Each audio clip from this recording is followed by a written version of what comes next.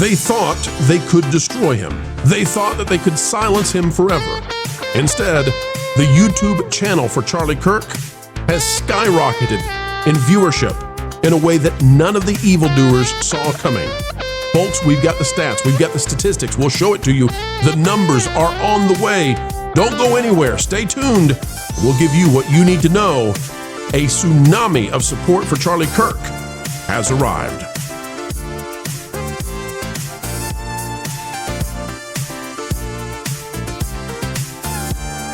They failed. They failed. The evildoers, those who would cause harm, those who revel in it, have utterly, totally, tremendously failed. And we have the proof of it. Yes, if you strike him down, he does come back much stronger than ever before. Charlie Kirk's YouTube channel is skyrocketing in viewership, and we're going to show it to you. This is Social Blade. It's the place that you go if you want to see how your favorite YouTubers are doing as they YouTube around. And how is Charlie Kirk doing? Well, folks, they may have shut him down on this earthly plane, but when it comes to the online space, he's never been stronger. Take a look at this. These are the things you want to see. Gained subscribers weekly and gained views weekly to the right side of the screen. If you're watching this, if you're listening, we'll tell you, don't worry, we'll get there. In the weeks leading up to what happened with the national tragedy, Charlie Kirk was picking up about 20,000, 30,000 subscribers. Week after week, picking up, and that's impressive, okay? I mean, that's really impressive. It's really good stuff.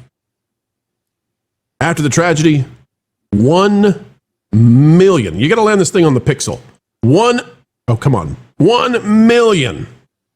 1 million subscribers since the tragedy.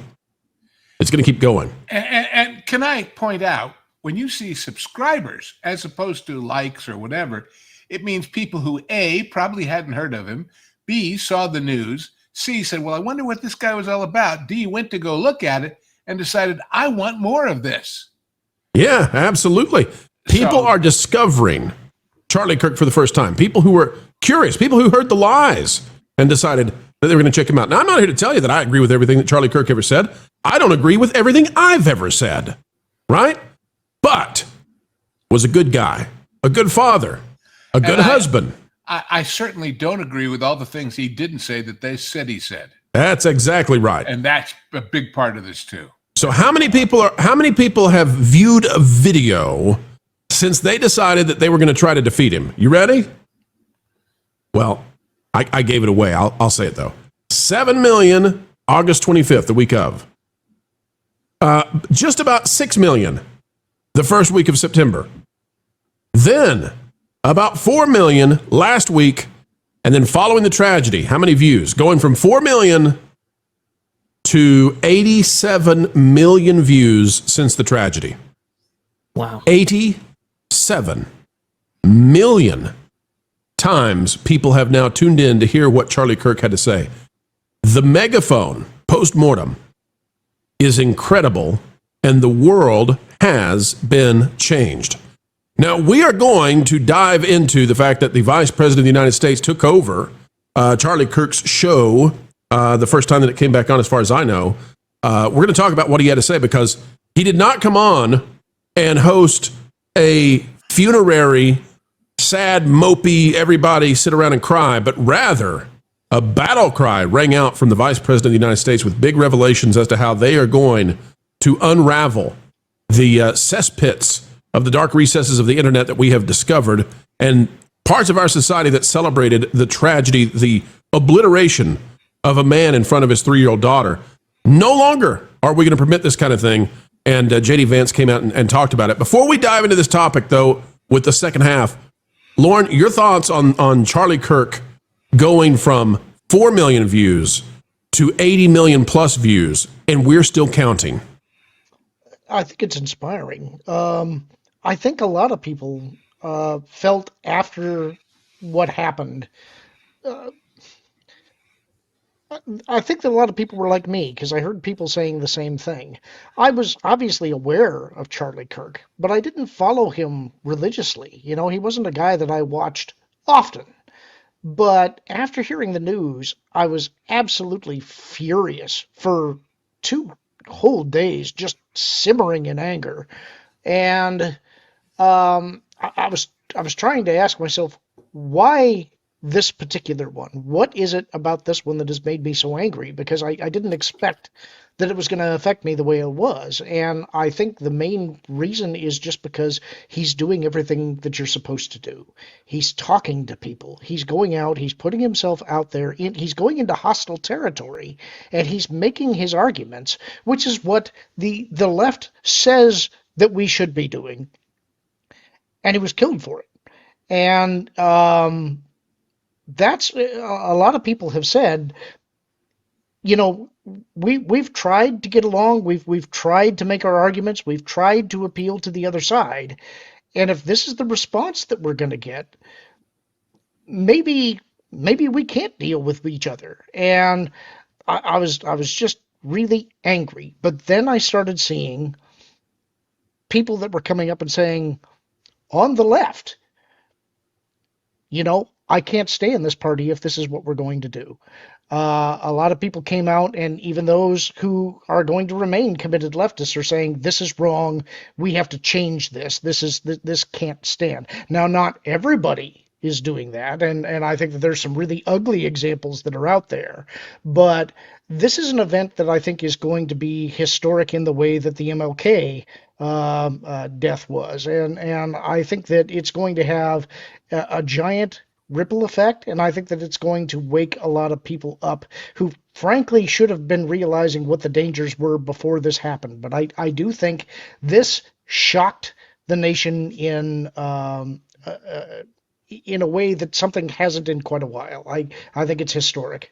And Vash, I agree with Lauren. I also think that from the entertainment side of this, for far too long we have permitted influencers and streamers not to share their opinion, but to share vile statements of violence and promotions of othering and banishing to the point that it's highly dangerous. And we've permitted that as a society, and we have to stop that. We've also allowed voices at the highest levels, not just influencers and streamers, but we've allowed the legacy media types, the late nighters, The View. We've allowed them to spew absolute nonsense day after day after day, and this was part of a plan of propaganda. It's failed, and I think that also must now change. And unlike other events, and listen, I'm not about the whataboutisms, right? I'm not about saying, well, what about the this other person who was harmed, or this other person that was harmed? Yeah, all of it. But this was a political assassination, and it was gruesome, and it was ghoulish. And then people celebrated it, like a not insignificant number of people celebrated it. So Vash, I think this is also, if we do this correctly, this is the time to drive the point home to the entertainment companies. It's over. You're not going to continue to spew the nonsense. And they did at the Emmys, which was really something. What a thing to see. Vash, let me get your thoughts on that. And then Lou, I would love to hear your thoughts on the Emmys. Yeah, I am shocked. Not entirely, but very, very shocked that so many people overwhelmingly came out and reveled in a man's life being taken the way they have. And for somebody who was far more of a moderate, it just kind of woke everybody up. A lot of people look at this and went, that guy? Well, what it meant, Vash, you're celebrating the death of this guy. Right, Vash, what it meant was that anybody who holds his opinions, that they'll celebrate. And what are his opinions? Right. Typical, traditional Christian opinions, right? He's not crazy out there. So they would celebrate, just massacring the Amish. Well, I'm sorry, if you want to massacre, peaceful people, and they would massacre others too, but I want to use that as an example, just so people can get it in their heads just how awful, how terrifyingly terrible these people are. And you have to confront terror, right? You have to confront darkness where it is, or else it'll continue to thrive when you don't shine light on it. And thankfully, we've seen a response from many employers going, we can't tolerate this. We really can't. This is a red line that has been crossed here, and we can't continue to indulge in this. And look, people saying, well, you guys believe in cancel culture now? First Amendment does not permit you to jeopardize or compromise your employer in this way. Yeah. And it really is a reflection on them when you do, take the information at hand and go, well, we're not going to do anything about it. Fortunately, a lot did, and you're seeing this reverberate throughout the world, which is very profound. Yeah, let's deal with the cancel culture issue, okay? Cancel culture is something that the woke do. Cancel culture is where you decide that somebody has an opinion that's different than you, and then you banish them from the digital space and from means by which to make a living. You follow them, you dox them, you make sure that they can't have a job. That's cancel culture. There's no way back. The mob chases you down and has you flee from society. Accountability culture is what we're calling for. An accountability culture has a redemption system built into it. An accountability culture says, you know what? It's not your opinion. Like, you can disagree with me on taxes. You can disagree with me about immigration policy. But when you revel as a death cultist in the suffering of innocence and the ending of lives, we draw a line. And you don't belong in any place of power or prestige. You don't get to have superiority over people in places of work. You get to go clean toilets on third shift because you've broken the basic tenets of Western society. Many times it was nurses. It were, like you said, pro people in power, in which we seek to impart a lot of responsibility and trust in these institutions and these people. So when they're coming out and saying these awful, awful things about a man who, by the way, could be your brother, could be your sister, could be anybody, that I think is way too far. And unfortunately, we have seen a big response from employers in that regard, especially those institutions for which we hold so much trust in. Very separate from cancel culture, which often, your people are being fired for opinions they may share that have nothing to do with their employ. I think you actually mentioned the important part of this, Vash, which is that something else that makes this different, at least here in America, is that, and this is a horrible way to phrase it, but if you, let's put ourselves in the shoes of the other side for just a minute, and let's say that you assume that we're at war with the other side. Well, that means that the people that you're going to be targeting should be the politicians, and I don't want to say anything like that's a legitimate target, because it's not, but at least that's where the conflict should be confined to, is the realm of those political people. Now, Charlie's an activist, but he's not somebody that has any power. He has the ear of the powerful, but ultimately he's just a guy who's going to a college campus and talking. And I think that's another reason why this shocked the nation so much, is that we don't target journalists here. That's the kind of thing that happens in third world banana republics. And that it happened here, that's, as far as I know, unprecedented. Well, I want to go to Lou to get, and we'll continue the conversation, but I want to know, Lou, Ricky Gervais is mocking the Emmys because in the fallout of all of this, they were just as political as you'd expect. Maybe Stephen Colbert was a little bit more muted than he would be otherwise, but they still came out. They still railed against the Orange Man. I think Hollywood has deeply miscalculated, Lou. What say you?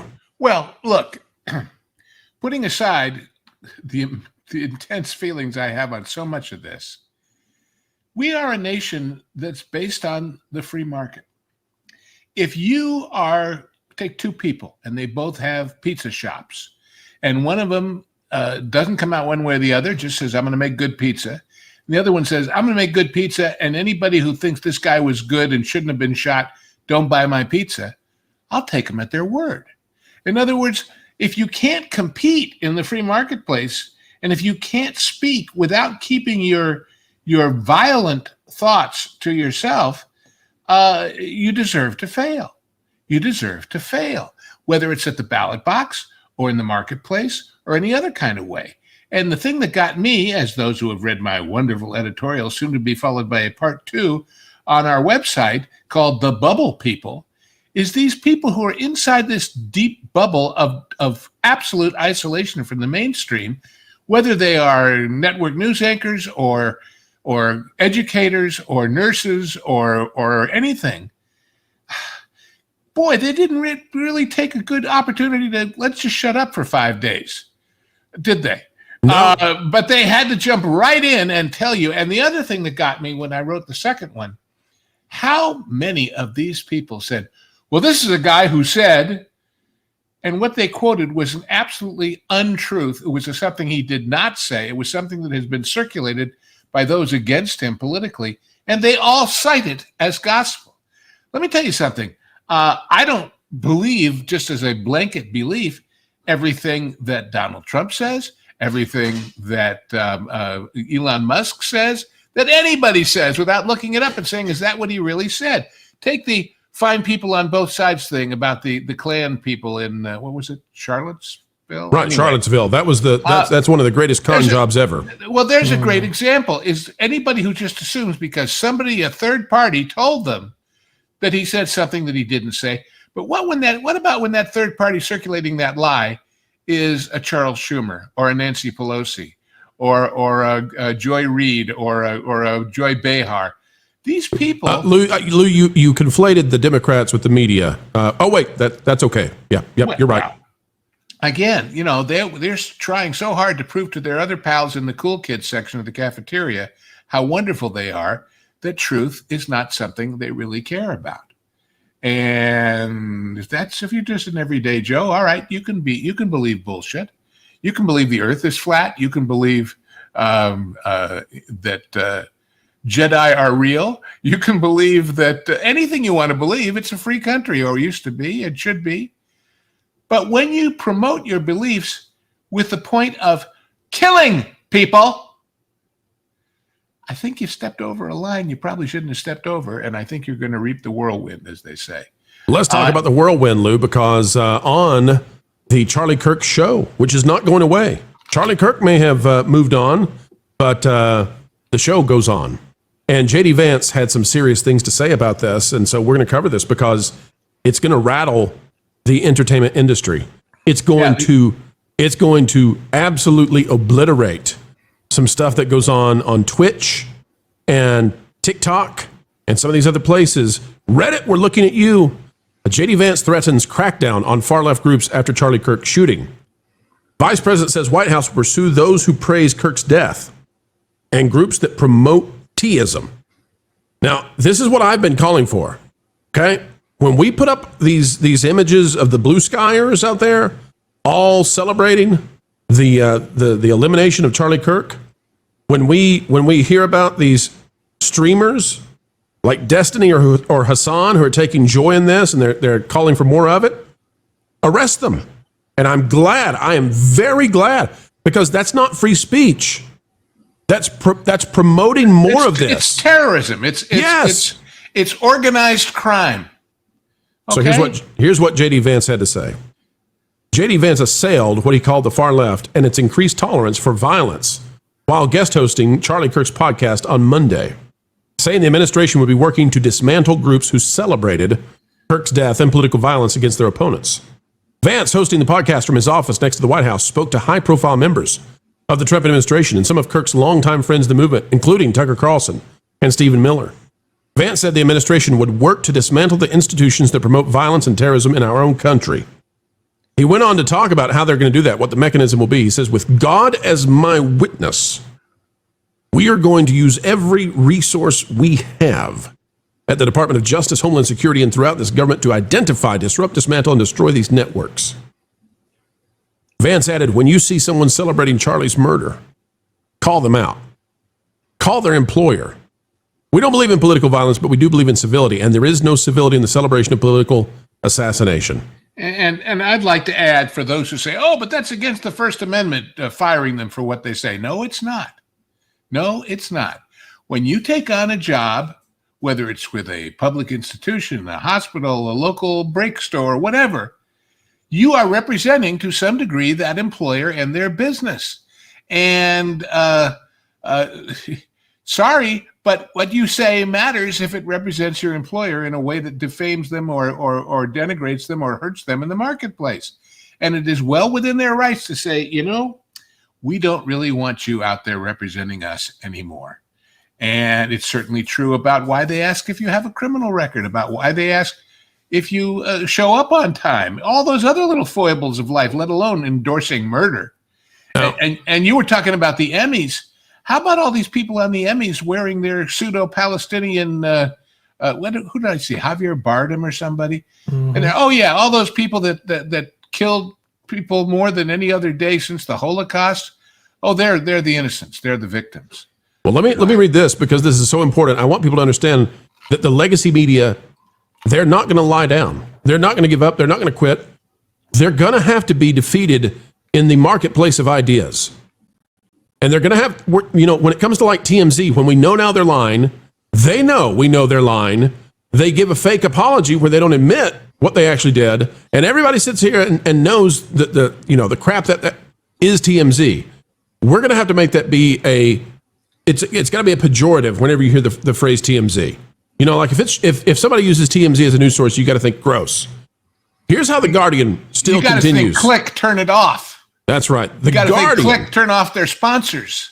The Guardian says there is no evidence of a network supporting the killer, and Miller did not provide substantiations of his claims that there is a vast domestic terror movement at play, says the Guardian. No, that's not true.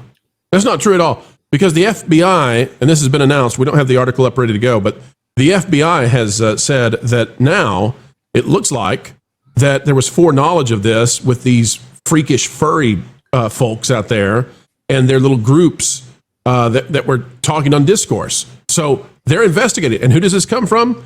Comes from the deputy in charge of the FBI, Dan Bongino, who says that there is evidence of foreknowledge and that these people celebrated. So yes, there is that, and the legacy media can go jump on a fire ant mound and stay there for a while. I'm sick and tired of the way that they want to lie to your face while we know that they're lying to your face. Enough of it. Enough of it. And let us remember that after the horrid anniversary we just celebrated of something that happened many years ago, what was that phrase? If you see something, say something. If you hear something, say something. Well, guess what? If you're in one of these networks that says, hey, it's cool people and we have fun and we talk about gaming and we talk about, and somebody says, oh, by the way, tomorrow I'm going to go shoot X, and you don't report that to law enforcement, you are a conspirator. You have an obligation to do something about that in the form of you might call it informing on your friends, but you know what? You're not just part of the problem, you're part of the crime. That's right. Vash, Lauren, give us some final thoughts on this as we get ready to wrap up. And we want to remind folks, in case you skipped ahead a little bit, what are we talking about here? What's the big news? That these folks have lost. They totally lost. They thought that they would bury Charlie Kirk. Instead, his YouTube channel and his voice. In fact, I would say this. Charlie Kirk's voice has never spoken so many words as since his passing. He's everywhere, all over the world, speaking to the youth in a way that he was never able to do alive. And I'm not saying that makes it okay, but it means that those who tried to deny him his right to speak, his right to discourse, utterly, totally, tremendously failed. He's getting 80 million views a week right now. Before he passed, 4 million views a week. You losers failed. Not you, Vash, not you, Lauren. You guys are good guys. Give us your final thoughts. No, I think Lauren he hit it right on the head when he compared Charlie Kirk to Martin Luther King, because for a generation of young folks, he was their civil rights leader. And just like Martin Luther King, I think Charlie Kirk transcended his personal foibles and his existence. And I think that word and message will live on. As you clearly pointed out, bro, his voice will only get louder because he was so influential. People around the world are celebrating his life and using it as a rallying cry to make a change within their own communities and within their own countries. And I think it's very, very powerful. Go ahead, Lauren. Yeah, I think one of the points that I'd want to make is about what Lou was talking about, and that is the essential point is that the First Amendment protects your speech from government interference. It does not protect you from private interference from your employer or others. I've always kind of hated it when the left has said that you have the right to say whatever you want, but you're not free from the consequences of what you say. When the consequences of what the right has said is pretty much open debate, it's not something, generally speaking, trying to hurt people. It's trying to argue points. But in this case, I think it applies. It's like, this is the consequences of the speech and actions that you were taken. They are far smaller than the consequences that your side has levied upon us and has been threatening for quite some time. I think another reason that maybe this one hits so hard is because, yes, we know that there have been attempts on the president, but they weren't successful. So we didn't see the shock. And I think that maybe emboldened the other side because they felt like, well, we didn't get all excited about that. We did for a little while, but then everything sort of went back to normal. Things are not going to go back to normal this time, I don't think. I think that this literally shocked the nation to its core. And not just here. You're seeing people jump on this bandwagon elsewhere, too. And United Kingdom, all over the South world. Korea, Yeah. everywhere. That tells me this Japan. movement is waking people up in a way that we're finally recognizing that this grand experiment that has been run on the entire world over the last 10 years is really, really dangerous. And we have not yet understood how dangerous it is. We're maybe finally going to start confronting that. And lastly, the comparison to Martin Luther King is apt, except in one sentence. There was no internet. He reached the world far after his death with all the good things that he said and stood for, in spite of not being a million videos that everybody could tune in whenever they felt like it from their telephone, for God's sakes. The power of this is just going to amaze these people. And I'm not wishing to encourage anyone, but they can kill a million of us and still not stop it. Hey, evildoers. Yeah, they can, and when they realize that, well, maybe they'll realize it, maybe not.